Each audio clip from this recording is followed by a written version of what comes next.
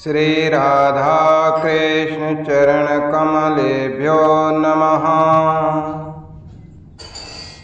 जय राधा जय राधा राधा, जय राधा जय श्री राधा। जय कृष्ण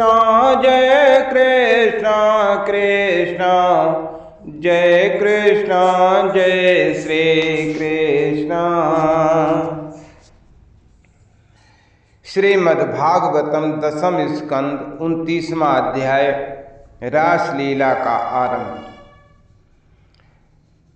सच्चिदानंद रूपाय विश्वयुत्पत्त्याद हेतवे तापत्रय विनाशाय श्रीकृष्णाय वयं नुमः। नारायणं ऋषिकेशं गोविन्दं गरुडध्वजं वासुदेवं हरिं कृष्णं केशवं प्रणमाम्यहम्।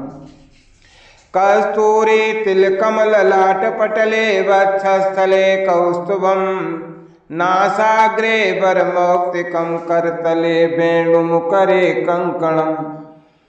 सर्वांगे हरिचंदनं सुललितं कंठे च मुक्ताबले, गोपीस्त्री परवेष्टितो विजयते गोपाल चूड़ामणिः। श्री राधा कृष्ण चरण कमलेभ्यो नमः। श्री शुक उवाच भगवानपि तारात्रिः शरदोत्फुल्लमल्लिकाः विचरन्तुं मनश्चक्रे योगमायामुपाश्रितः। श्री सुखदेव जी कहते हैं कि हे परीक्षित, शरद ऋतु थे, उसके कारण बेला, चमेली और सुगंधित पुष्प खिलकर महक रहे थे। भगवान ने चीरहरण के समय गोपियों को जिन रात्रियों का संकेत किया था, वे सबकी सब पुंजीभूत होकर एक ही रात्रि के रूप में उल्लसित हो रही थी। भगवान ने उन्हें देखकर दिव्य बनाया। गोपियां तो चाहती ही थीं, अब भगवान ने भी अपनी अचिंत्य महाशक्ति योग माया के सहारे उन्हें निमित्त बनाकर रसमयी रास क्रीड़ा करने का संकल्प किया। अमना होने पर भी उन्होंने अपने प्रेमियों की इच्छा पूर्ण करने के लिए मन स्वीकार किया। तडोडुराजा ककुवा करैर्मुखं प्राचया विलंपन्नुरुणेन संतमयी। भगवान के संकल्प करते ही चंद्रदेव ने प्राची दिशा के मुखमंडल पर अपने शीतल किरण रूपी कर कमलों से लालिमा की रोली केसर मल दी, जैसे कि बहुत दिनों के बाद अपनी प्राण प्रिया पत्नी के पास आकर उसके प्रियतम पति ने उसे आनंदित करने के लिए ऐसा किया हो। इस प्रकार चंद्रदेव ने उदय होकर न केवल पूर्व दिशा का प्रत्युत संसार के समस्त चर अचर प्राणियों का संताप, जो दिन में शरदकालीन प्रखर सूर्य रश्मियों के कारण बढ़ गया था, दूर किया। उस दिन चंद्रदेव का मंडल अखंड था। पूर्णिमा की रात्रि थे। वे नूतन केसर के समान लाल लाल हो रहे थे। कुछ संकोच मिश्रित अभिलाषा से युक्त जान पड़ते थे। उनका मुखमंडल लक्ष्मी जी के समान मालूम हो रहा था। उनकी कोमल किरणों से सारा वन अनुराग के रंग में रंग गया था। वन के कोने कोने में उन्होंने अपनी चांदनी के द्वारा अमृत का सा समुद्र उड़ेल दिया था। भगवान श्री कृष्ण ने अपने दिव्य उज्ज्वल रस के उद्दीपन की पूरी सामग्री उन्हें और उस वन को देखकर अपनी बांसुरी पर ब्रज सुंदरियों के मन को हरण करने वाली काम बीज क्लीम की अस्पष्ट एवं मधुर तान छेड़े।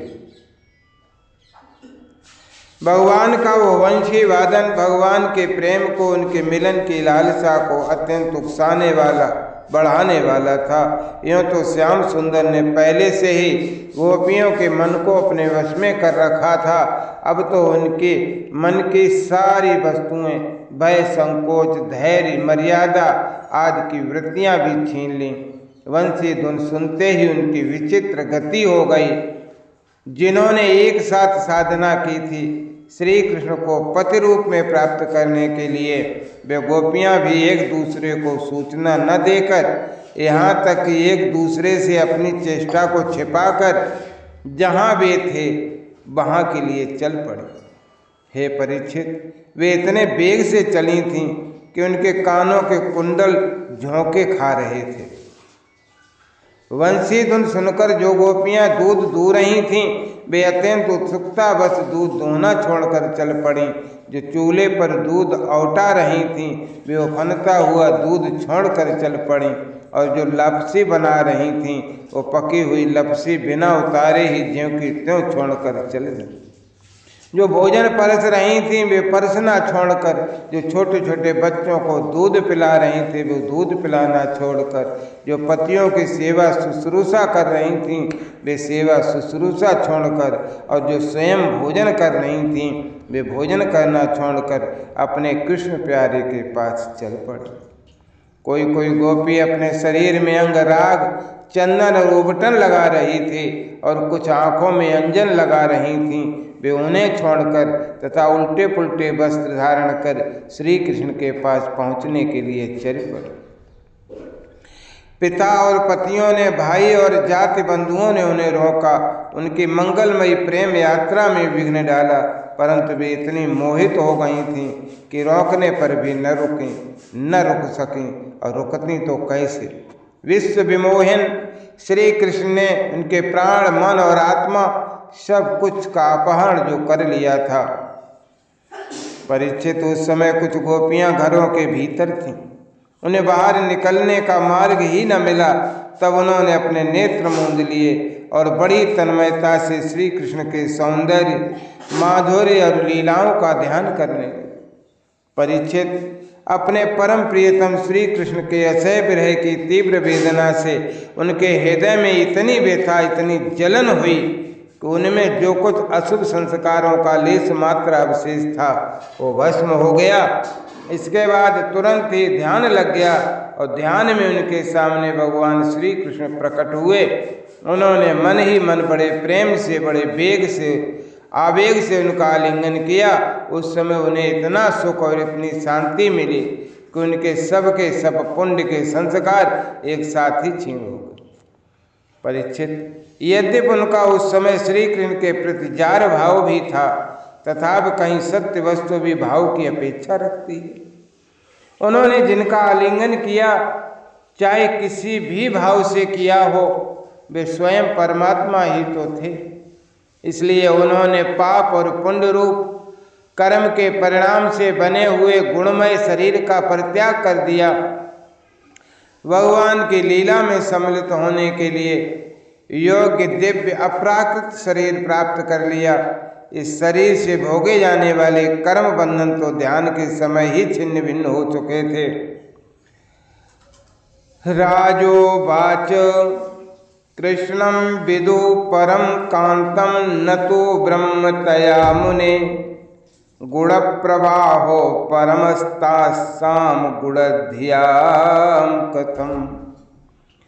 राजा परीक्षित ने पूछा, भगवान, गोपियां तो भगवान श्री कृष्ण को केवल अपना परम प्रियतम ही मानती थीं, उनका उनमें ब्रह्म भाव तो था नहीं। इस प्रकार उनकी दृष्टि प्राकृतिक गुणों में ही आसक्त दिखती है। ऐसी स्थिति में उनके लिए गुणों के प्रभाव रूप इस संसार की निवृत्ति कैसे संभव हुई। श्री सुखदेव जी ने कहा, परीक्षित, मैं तुमसे पहले ही कह चुका हूँ कि चेदराज शिशुपाल भगवान के प्रति द्वेष भाव रखने वाले थे, फिर भी अपने प्राकृत शरीर को छोड़कर अप्राकृत शरीर से उनके पार्षद हो गए। ऐसी स्थिति में जो समस्त प्रकृति और उसके गुणों से अतीत भगवान श्री कृष्ण की प्यारी हैं और उनसे अनन्य प्रेम करती हैं, वे गोपियां उन्हें प्राप्त हो जाएं, इसमें कौन सी आश्चर्य की बात है। परीक्षित, वास्तव में भगवान प्रकृति संबंधी वृद्धि विनाश, प्रमाण प्रमेय और गुण गुणी भाव से रहित हैं। वे अचिंत्य अनंत अपराकृत परम कल्याण स्वरूप गुणों के एकमात्र आश्रय हैं। उन्होंने ये जो अपने को तथा अपनी लीला को प्रकट किया है, उसका प्रयोजन केवल इतना ही है कि जीव उसके सारे अपना परम कल्याण संपादन कर लें। कामं क्रोधम भयम स्नेह मैक्यम सौहार्दमेव च नित्यम हरौ विदधतो यान्ति तन्मयताम हिते।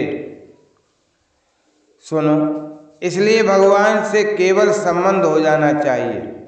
वो संबंध चाहे जैसा हो, काम का हो, क्रोध का हो या भय का हो, स्नेह का हो, नातेदारी का हो, सौहार्द का हो, चाहे जिस भाव से भगवान में नित्य निरंतर अपनी वृत्तियां जोड़ दी जाएं, वे भगवान से ही जुड़ती हैं, संसार से कभी जुड़ती नहीं हैं, जुड़ सकती नहीं हैं। इसलिए वृत्तियां भगवानमय हो जाती हैं और उस जीव को भगवान की ही प्राप्ति हो जाती है। न चैवं विस्मयः कार्यो भवतः भवत्यजे योगेश्वरेश्वरे कृष्णे यतद् विमुच्यते। परीक्षित, तुम्हारे जैसे परम भागवत भगवान का रहस्य जानने वाले भक्तों को श्री कृष्ण के संबंध में ऐसा संदेह नहीं करना चाहिए। योगेश्वरों के भी ईश्वर अजन्मा भगवान के लिए भी ये कोई आश्चर्य की बात है। अरे उनके संकल्प मात्र से भावों के इशारे से सारे जगत का परम कल्याण हो सकता है। तादृष्टान्तिक मायता भगवान ब्रजयोसिता अवदद वदताम श्रेष्ठो वाचा पेशैर विमोहयन। जब भगवान श्री कृष्ण ने देखा कि ब्रज की अनुपम विभूतियां गोपियां मेरे बिल्कुल पास आ गई हैं, तब उन्होंने अपनी विनोद भरी वाक चातुरी से उन्हें मोहित करते हुए कहा, क्यों ना हो, भूत भविष्य और वर्तमान काल के जितने वक्ता हैं, भूत भविष्य और वर्तमान काल के जितने वक्ता हैं, उनमें वे ही तो सर्वश्रेष्ठ हैं। श्री भगवान कहने लगे, स्वागतम भो महाभागा प्रियम किम करवाणि वा व्रजस्या नामयं कश्चिद ब्रूतागमन कारणम। भगवान श्री कृष्ण ने कहा, है महाभाग्यवती गोपियों, तुम्हारा स्वागत है। बतलाओ, तुम्हें प्रसन्न करने के लिए मैं कौन सा काम करूं? ब्रज में तो सब कुशल मंगल है ना? कहो इस समय यहाँ आने की क्या आवश्यकता पड़ गई?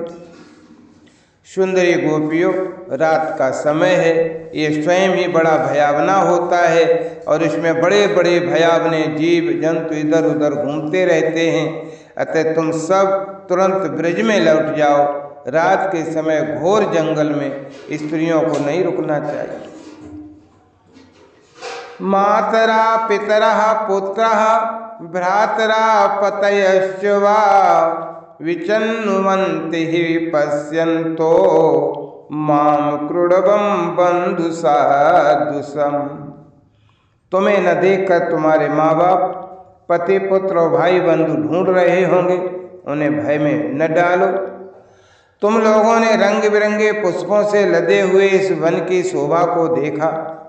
पूर्ण चंद्रमा की कोमल रश्मियों से रंगा हुआ है ये वन, मानो उन्होंने अपने हाथों से चित्रकारी की हो। और यमुना जी के जल का स्पर्श करके बहने वाले शीतल समीर की मंद मंद गति से हिलते हुए ये वृक्षों के पत्ते तो इस वन की शोभा को और बढ़ा रहे हैं।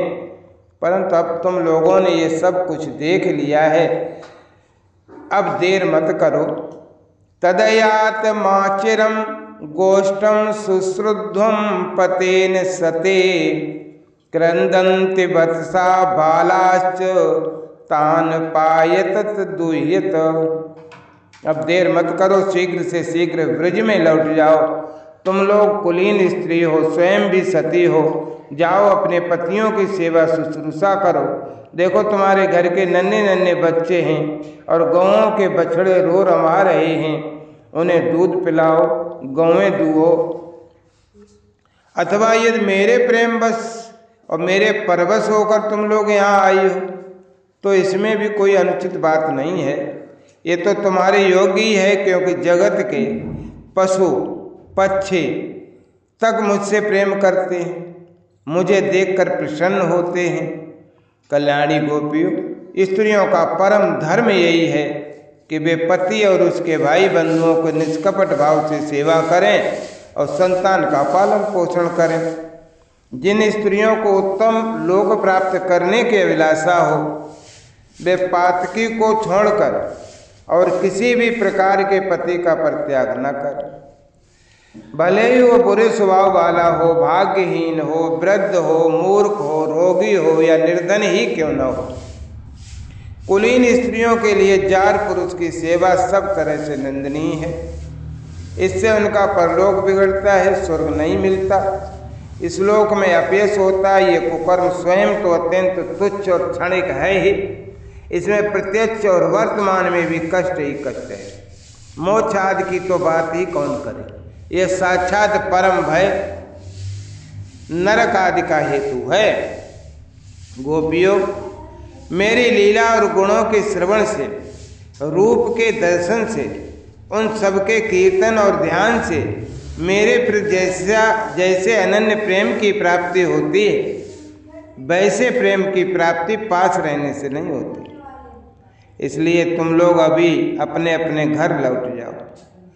श्री सुखदेव जी कहते हैं, परीक्षित, भगवान श्री कृष्ण का यह अप्रिय भाषण सुनकर गोपियां उदास हो गईं, खिन्न हो गईं, उनकी आशा टूट गई। वे चिंता के अथाह एवं अपार समुद्र में डूबने उतराने लगीं। उनके बिंबा फल पके हुए कुंदरू के समान लाल लाल अधर शोक के कारण चलने वाले लंबी और गर्म सांस से सूख गए। उन्होंने अपने मुंह नीचे की ओर लटका लिए। वे पैर के नखों से धरती कुरेदने लगीं। नेत्रों से दुख के आंसू बह बह कर काजल के साथ साथ वक्षस्थल पर पहुँचने लगे और वहाँ लगी हुई केसर को धोने लगे। उनका हृदय दुख से इतना भर गया कि वे कुछ बोल न सकीं, चुपचाप खड़ी रह गई। गोपियों ने अपने प्यारे श्याम सुंदर के लिए सारी कामनाएं, सारे भोग छोड़ दिए थे। श्री कृष्ण में उनका अनन्य अनुराग हो गया था, परम प्रेम था उनका। जब उन्होंने अपने प्रियतम श्री कृष्ण की ये निष्ठुरता से भरी बातें सुनी, जो बड़ी ही अप्रिय सी मालूम हो रही थीं, तब उन्हें बड़ा दुख हुआ। आंखें रोते रोते लाल हो गईं, आंसुओं के मारे गला रुंध गया।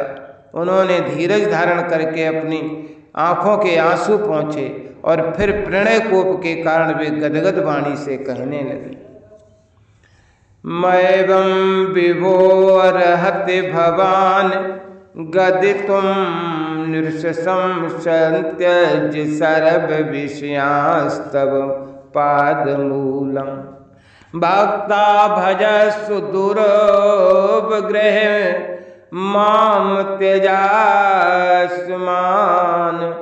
देवो यथादि पुरुषो भजते मुमुक्षुं।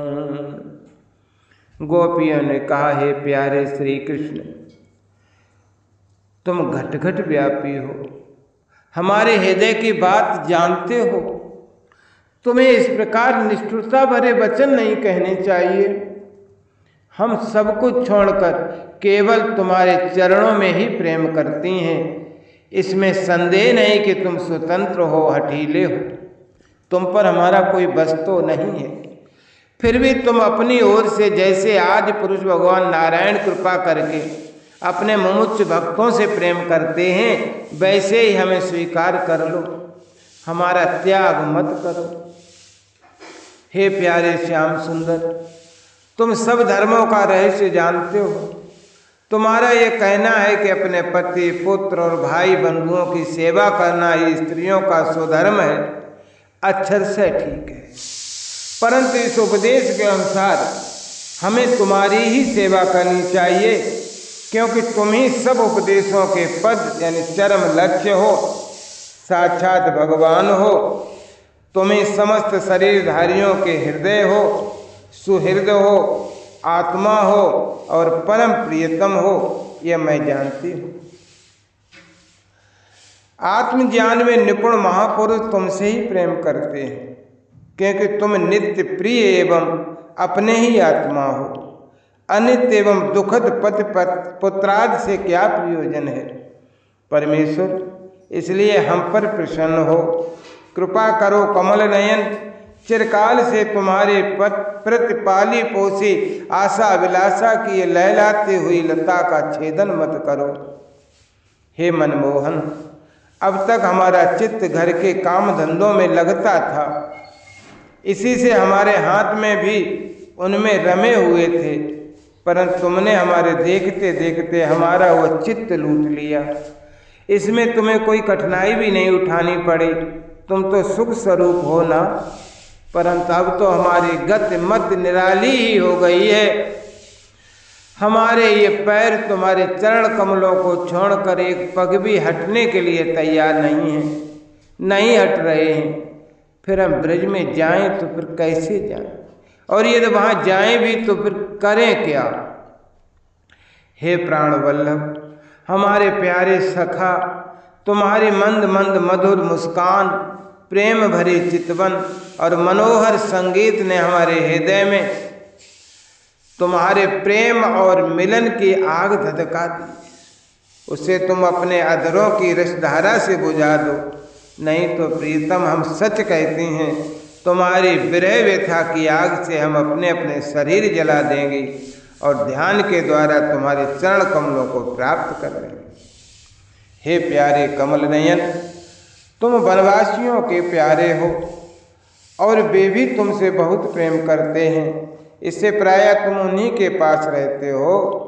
यहाँ तक कि तुम्हारे जिन चरण कमलों की सेवा का अवसर स्वयं लक्ष्मी जी को कभी कभी मिलता है, उन्हीं चरणों का स्पर्श हमें प्राप्त हुआ है। जिस दिन ये सौभाग्य हमें मिला और तुमने हमें स्वीकार करके आनंदित किया, उसी दिन से हम और किसी के सामने एक क्षण के लिए भी ठहरने में असमर्थ हो गई हैं। पति पुत्रादिकों की सेवा तो दूर रही। हमारे स्वामी जिन लक्ष्मी जी का कृपा कटाक्ष प्राप्त करने के लिए बड़े बड़े देवता तपस्या करते रहते हैं, वही लक्ष्मी जी तुम्हारे वक्ष स्थल में बिना किसी प्रतिद्वंद्विता के स्थान प्राप्त कर लेने पर भी अपनी सौत तुलसी के साथ तुम्हारे चरणों की रज पाने की अभिलाषा किया करती। अब तक के सभी भक्तों ने उस चरण रज का सेवन किया है, उन्हीं के समान हम भी तुम्हारी उसी चरण रज की शरण में आई हैं। प्रभु भगवान, अब तक जिसने भी तुम्हारे चरणों की शरण ली, उसके सारे कष्ट तुमने मिटा दिए। अब तुम हम पर कृपा करो ना, हमें भी अपने प्रसाद का भाजन बनाओ। हम तुम्हारी सेवा करने की आशा अभिलाषा से घर गांव कुटुंब सब कुछ छोड़कर तुम्हारे युगल चरणों की शरण में आई हैं। सो हे प्रियतम, वहाँ तो तुम्हारी आराधना के लिए अवकाश ही नहीं है। हे पुरुष भूषण, हे पुरुषोत्तम, तुम्हारी मधुर मुस्कान और चार चितवन ने हमारे हृदय में प्रेम के मिलन की आकांक्षा की आग धधका दी है। हमारा रोम रोम उससे जल रहा है। तुम हमें अपनी दासी के रूप में स्वीकार कर लो ना, हमें अपनी सेवा का अवसर दो ना।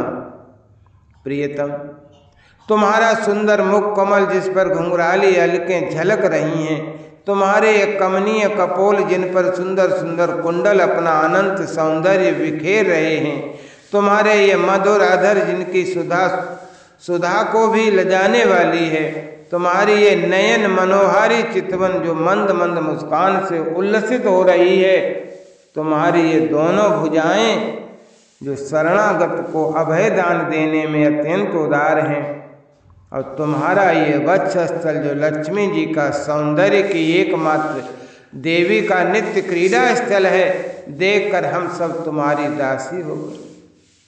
सो हे प्यारे श्याम सुंदर, तीनों लोकों में भी और ऐसी कौन सी स्त्री है जो मधुर मधुर पद और आरोह अवरोह क्रम से विविध प्रकार की मूर्छनाओं से युक्त तुम्हारी बंसी की तान सुनकर तथा इस त्रिलोक सुंदर मोहनी मूर्ति को जो अपने इस एक बूंद सौंदर्य से त्रिलोकी को सौंदर्य का दान करती है, एवं जिसे देखकर गौ, पक्षी, वृक्ष और हिरण भी रोमांचित और पुलकित हो जाते हैं, अपने नेत्रों से निहार कर आर्य मर्यादा से विचलित न हो जाएं, कुल कान और लोक लज्जा को त्याग कर तुम में अनुरक्त न हो जाए।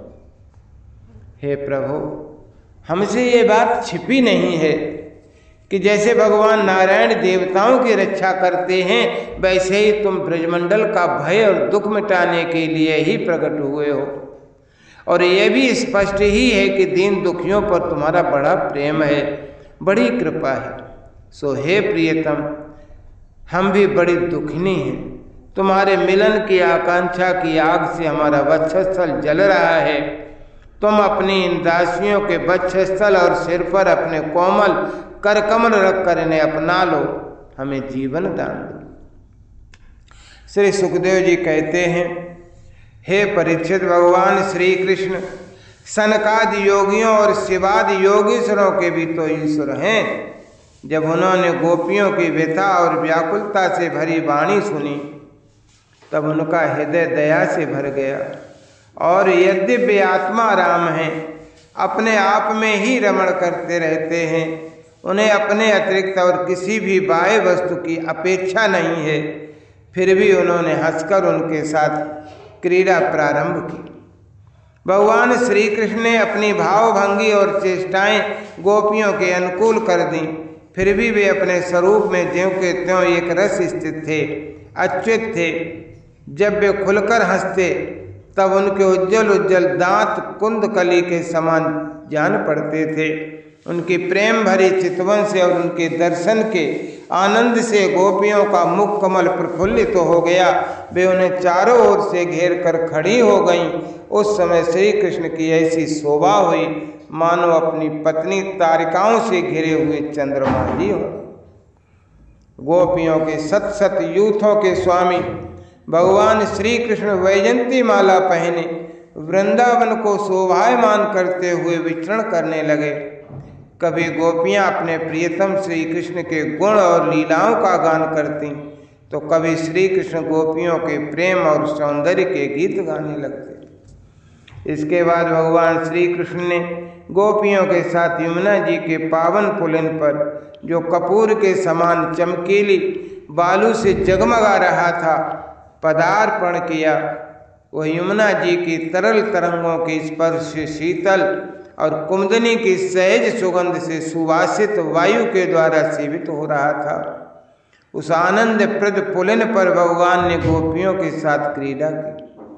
हाथ फैलाना, आलिंगन करना, गोपियों के हाथ दबाना, उनकी चोटी, जांघ, नीवी और स्तन आदि का स्पर्श करना, विनोद करना, नख छत करना, विनोदपूर्ण चितवन से देखना और मुस्काना, इन क्रियाओं के द्वारा गोपियों के दिव्य काम रस को, परमोज्जल प्रेम भाव को उत्तेजित करते हुए भगवान श्री कृष्ण ने क्रीड़ा द्वारा आनंदित करने। उदार शिरोमणि सर्वव्यापक भगवान श्री कृष्ण ने जब इस प्रकार गोपियों का सम्मान किया, तब गोपियों के मन में ऐसा भाव आया कि संसार की समस्त स्त्रियों में हम ही सर्वश्रेष्ठ हैं, हमारे समान और कोई नहीं है। वे कुछ मानवती हो गईं। जब भगवान ने देखा कि इन्हें तो अपने सुहाग का कुछ गर्व हो गया है और अब मान भी करने लगी हैं, तब वे उनका गर्व शांत करने के लिए तथा उनका मान दूर कर प्रसन्न करने के लिए वहीं उनके बीच में ही अंतर्ध्यान हो गए। इत श्रीमद्भागवते महापुराणे पारमहंस्यां संहितायां दशम स्कंदे पूर्वार्धे भगवतो रास क्रीड़ा वर्णन नाम कौन 300 अध्याय। जय राधा राधा जय राधा जय श्री राधा। जय कृष्णा कृष्णा जय कृष्णा जय श्री कृष्णा। राधे कृष्ण कृष्ण कृष्ण राधे राधे। राधे श्याम श्याम श्याम राधे राधे। हरे राम राम राम हरे हरे। हरे कृष्ण कृष्ण कृष्ण हरे